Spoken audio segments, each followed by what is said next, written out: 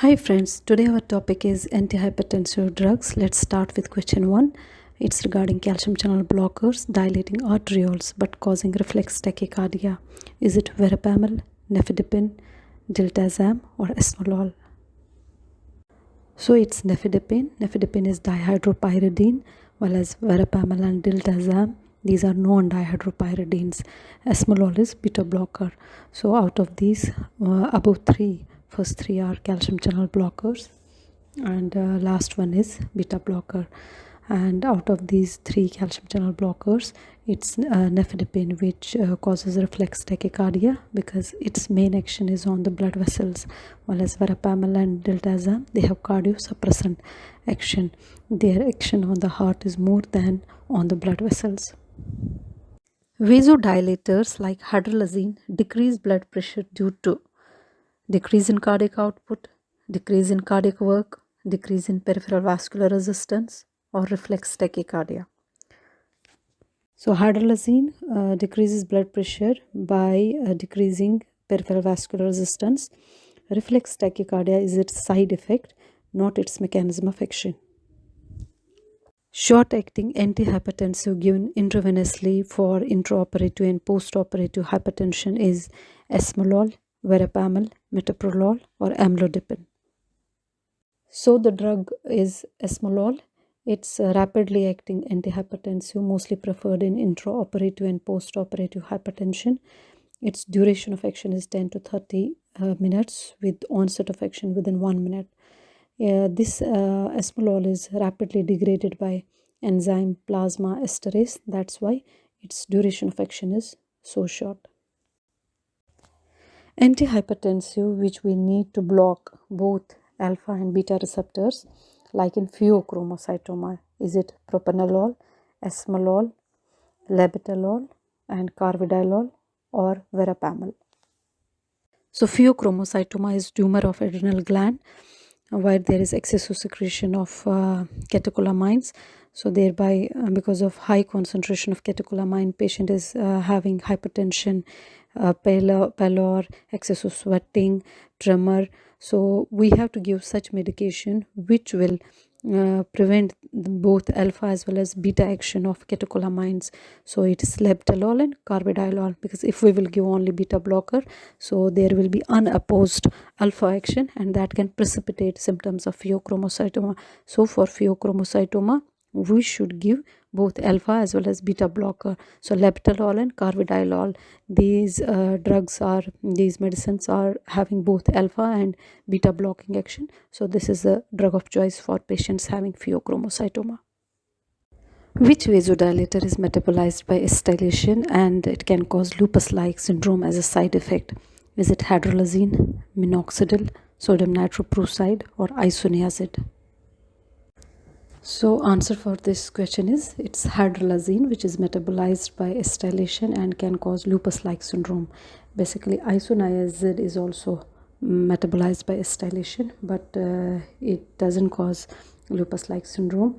And minoxidil is metabolized by sulfation, leading to formation of active metabolite minoxidil sulfate, and sodium nitroprusside is converted into thiocyanates. Hydralazine, there are slow, fast, and intermediate acetylators, and this acetylation is genotype dependent, and slow acetylators are prone to get this lupus-like syndrome, while as in those who are rapid acetylators, they can have therapeutic failure with the drug because the drug is metabolized fast.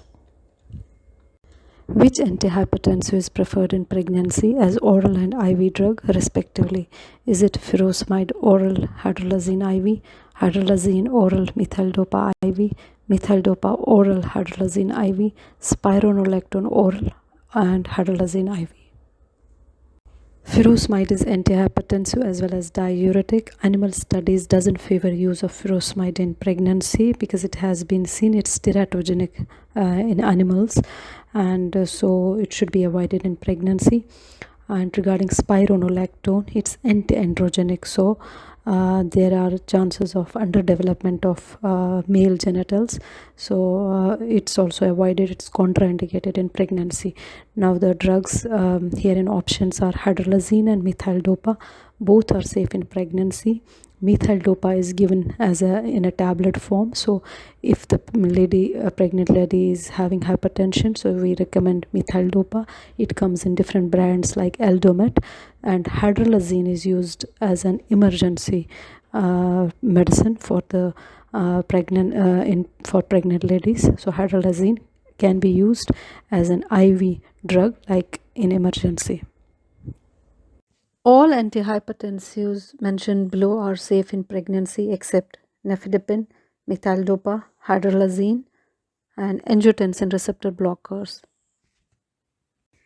Nifedipine, methyl-dopa, hydralazine, all of these drugs are safe in pregnancy. ARBs should be avoided in pregnancy because these are teratogenic. So like losartan, valsartan, these we have to avoid in pregnancy. Vasodilator acting as potassium channel opener, not preferred in women as it causes hair growth. Is it diazoxide, sodium nitroprusside, minoxidil, or hydralazine? So it's minoxidil. Minoxidil is potassium channel opener. By opening potassium channels, it can cause hyperpolarization and thereby vasodilatation. But usually it's not preferred in females because it can cause excessive hair growth. Although in males, it's recommended for male type baldness. Which antihypertensive causes hyperglycemia as its side effect? Minoxidil, hydralazine, diazoxide, or sodium nitroprusside? So it's diazoxide. Diazoxide is potassium channel opener. It will open potassium channel, thereby causing hyperpolarization, and as such there will be vasodilatation. But at the same time in pancreas it inhibits insulin release, thereby it can cause hyperglycemia as its side effect. Vasodilator drug, which is light sensitive, metabolizes to cyanides and thiocyanate and can cause methemoglobinemia. Is it nitrates, nifedipine, sodium nitroprusside, or verapamil? So it's sodium nitroprusside. It gets converted into cyanides, thiocyanates, and it can also lead to methemoglobinemia. So we have to be careful for regarding its dose. Monitoring of dose is must if the patient is on sodium nitroprusside infusion. Which antihypertensive needs continuous monitoring of blood pressure while administering it as IV infusion? Is it nitrates, sodium nitroprusside, amlodipine, or all of the above options? So it's sodium nitroprusside. This drug is given in hypertensive emergencies, but it is given as a continuous IV infusion because we can't give it direct IV injection, and we have to monitor the dose of the drug because with this drug it has been reported that it can cause sudden BP drop, and even death has been reported with sodium nitroprusside. So continuous monitoring of blood pressure is must if the patient is on sodium nitroprusside, and we have to cover that infusion bottle with some covering, like it can be black covered cloth or any wrapper, but it should be bottle should be wrapped, and because it is light sensitive. And also if there is change in color of the bottle, then we should not give that medicine, we should discard that medicine. Antihypertensive acting as dopamine receptor agonist and can cause rise in intraocular pressure is bromocriptine, levodopa, phenyldopam, or cinnarizine. So it's for phenyldopam. This drug acts as dopamine D1 receptor agonist. As we know, D1 receptors are mostly present in renal blood vessels. So stimulation of these receptors can lead to increase in renal blood flow. So it's preferred in patients having renal insufficiency. It can also cause a decrease in blood pressure, but its side effects are hypotension, flushing, tachycardia, and it can cause rise in intraocular pressure. So it's avoided in glaucoma patients, especially narrow angle glaucoma. Which group of beta blockers as antihypertensives are preferred in pregnancy? Are these non-selective beta blockers like propranolol, or cardioselective beta blockers like atenolol, acebutolol? So we prefer cardioselective beta blockers because these beta blockers are selective for beta 1 receptors, and if we will give non-selective beta blockers like propranolol, they have action on both beta 1 and beta 2 receptor. Blockade of beta 2 receptors will lead to vasoconstriction, and this will cause reduction in placenta size, and thus there are chances of low birth weight baby. So we prefer cardioselective beta blockers in pregnancy. So this is last question. Persistent dry cough, taste disturbances, rashes, hyperkalemia, hypotension. These are the side effects of which antihypertensive? Angiotensin receptor blockers, ACE inhibitors, propranolol, or calcium channel blockers.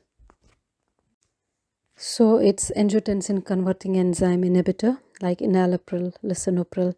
This drug inhibits angiotensin converting enzyme, thereby leading to accumulation of bradykinin, and accumulation of bradykinin is responsible for persistent dry cough. And inhibition of this enzyme can lead to hyperkalemia, hypotension, and that's why concomitant use of potassium supplements or potassium sparing drugs we have to avoid. And this drug is also not suitable for pregnancy because it's teratogenic. So this is all for today. Thank you.